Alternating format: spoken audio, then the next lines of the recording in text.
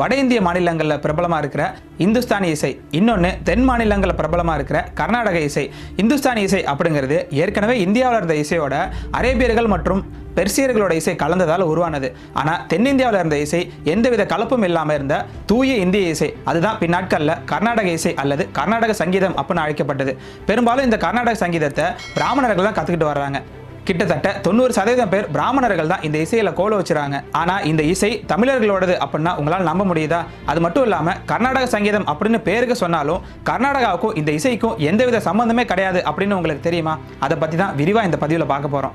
இன்றைய கர்நாடக இசையின் பிதாமகனா போற்றப்படுவது திருவாரூரை சேர்ந்த தியாகராஜரை தான். இவரோட நினைவாக தான் பிராமணர்கள் எல்லாரும் சேர்ந்து வருடா வருடம் திருவையாற்றில் இருக்கிற அவரோட சமாதிக்கு போய் தியாகராஜ ஆராதனை விழாவை கொண்டாடுறாங்க. கர்நாடக இசையின் மும்மூர்த்திகளில் ஒருத்தர் தான் இந்த தியாகராஜர். மற்ற 2 பேர் சியாமா சாஸ்திரி மற்றும் முத்துசாமி தீட்சிதர். இவங்க 3 பேருமே தமிழ்நாட்டின் திருவாரூரில் வாழ்ந்தவங்க தான். இவங்க 3 பேருமே பிராமணர்கள், அதுலேயும் குறிப்பாக தெலுங்கு பிராமணர்கள். முதல்ல தியாகராஜர் பல கீர்த்தனைகளை தெலுங்குலையும் சமஸ்கிருதத்திலையும் தான் எழுதினாரு. சரி, இவர் எங்கே இருந்து இசையை கற்றுக்கிட்டாரு? தமிழ்நாட்டில இருந்து இவர் உருவாக்கின இசை எப்படி கர்நாடக இசைன்னு பெயர் வந்தது அப்படின்னு கேட்குறீங்களா? இங்கே தான் வழக்கம் போல மிகப்பெரிய மோசடி வேலையை செஞ்சுருக்காங்க பிராமணர்கள். உண்மையிலேயே இவரோட பாடல்கள் எல்லாமே தமிழர்களோட தமிழ் இசை. அதை காப்பி அடிச்சு தான் ஏதோ அவரே அந்த இசையை கண்டுபிடிச்ச மாதிரி பாடி உண்மையை மறைக்கிறதுக்காக அதுக்கு கர்நாடக சங்கீதம் அப்படின்னு பேர் வச்சிருக்காரு. இந்த 3 பேருக்கும் பல நூற்றாண்டுகள் முன்பே தமிழ் இசையின் மும்மூர்த்திகளாக இருந்தவங்க சீர்காழி முத்துத்தாண்டவர், சீர்காழி அருணாச்சல கவிராயர், மாரிமுத்தா பிள்ளை அப்படிங்கிற 3 தமிழர்கள் தான். அதுலேயும் முத்துத்தாண்டவர் தான் முதல்ல கீர்த்தனை வடிவத்தை அமைச்சவர்.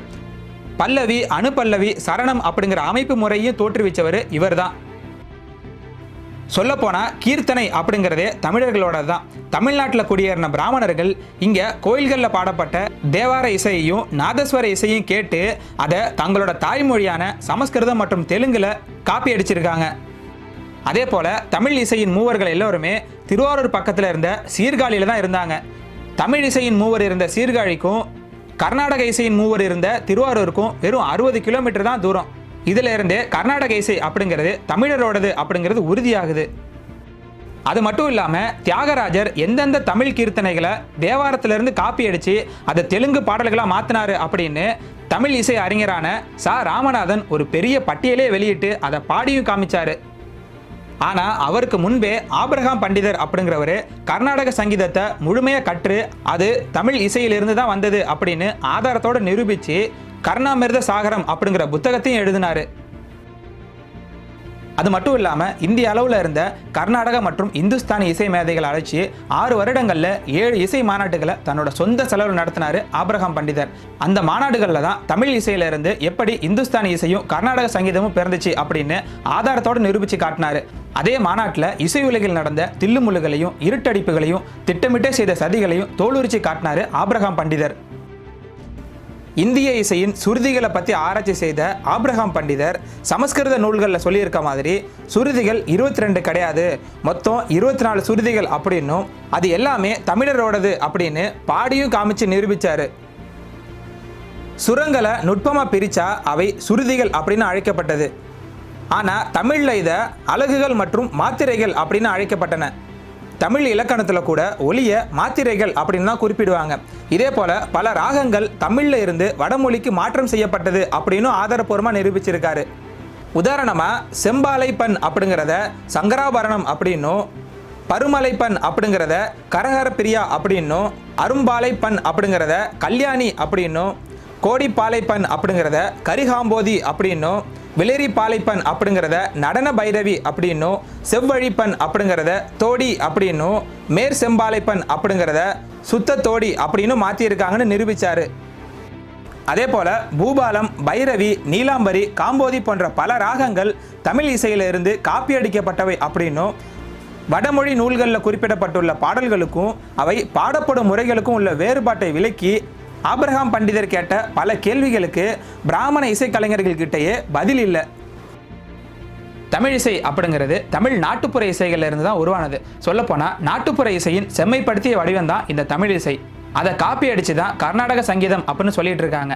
இன்றைக்கும் கர்நாடக இசை கச்சேரிகளில் பயன்படுத்தக்கூடிய அனைத்து வாத்தியங்களுமே தமிழர்களோட தான். உதாரணமாக குழல், யாழ், வீணை, மிருதங்கம், நாதஸ்வரம், தவில் இப்படி சொல்லிக்கிட்டே போகலாம். இவற்றை பற்றி பல சங்க இலக்கியங்களில் குறிப்புகள் இருக்கு. இந்த இசைக்கருவிகளை இசைக்கவே தனியாக இசை கலைஞர்களும் இருந்திருக்காங்க.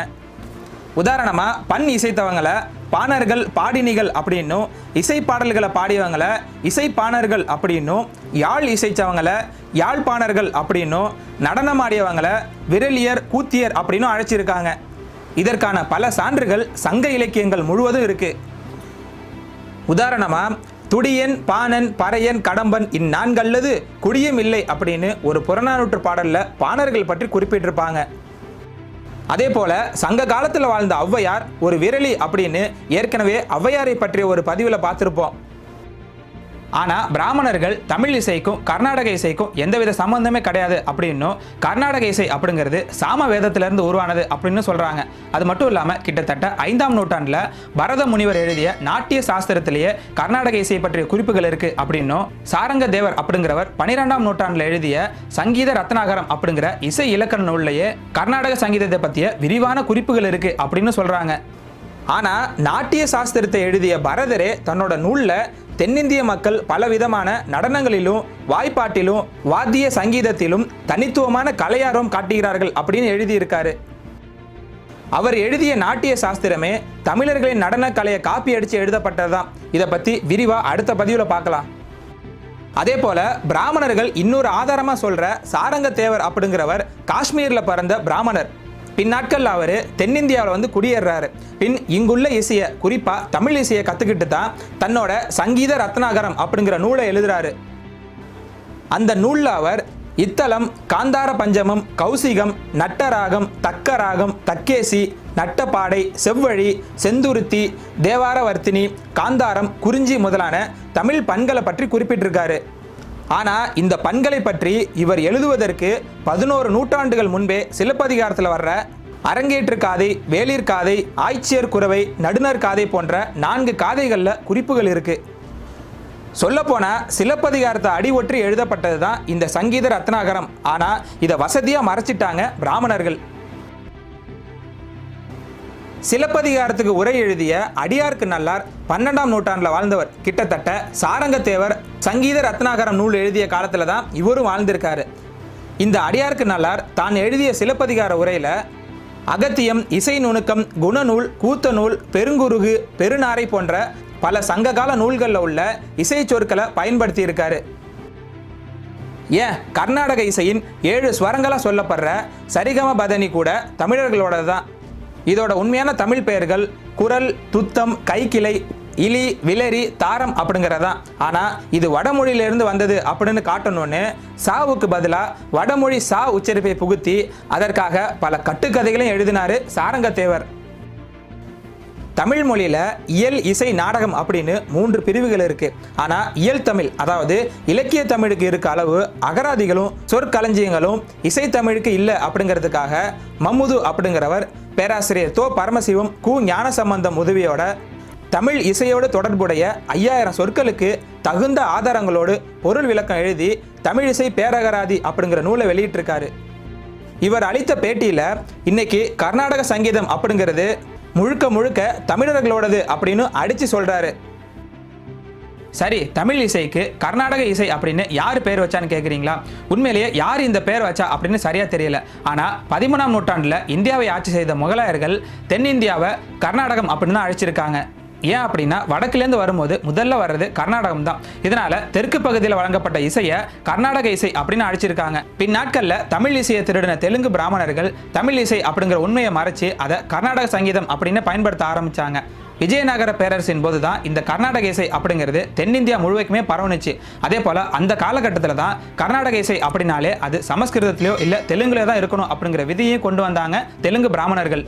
சொல்லப்போனால் கர்நாடகாவுக்கும் இந்த இசைக்கும் எந்த சம்மந்தமே கிடையாது. சுருக்கமாக சொல்லணும் அப்படின்னா திருவாரூரில் இருந்த தியாகராஜர், சியாமா சாஸ்திரி மற்றும் முத்துசாமி ஜீச்சர் போன்றவங்க அங்கே இருந்த இசையை திருடி அதை தெலுங்குல மொழிபெயர்த்து அதுக்கு கர்நாடக இசைன்னு பேர் வச்சாங்க. அவ்வளோதான். இப்படி தங்களோட அரசியல் வலிமை, அதிகாரத்தை பயன்படுத்தி கூடவே வேதங்களை துணைக்கு அழைச்சி நம்மளோட தமிழ் இசையை தங்களோடது ஆக்கிக்கிட்டாங்க பிராமணர்கள்.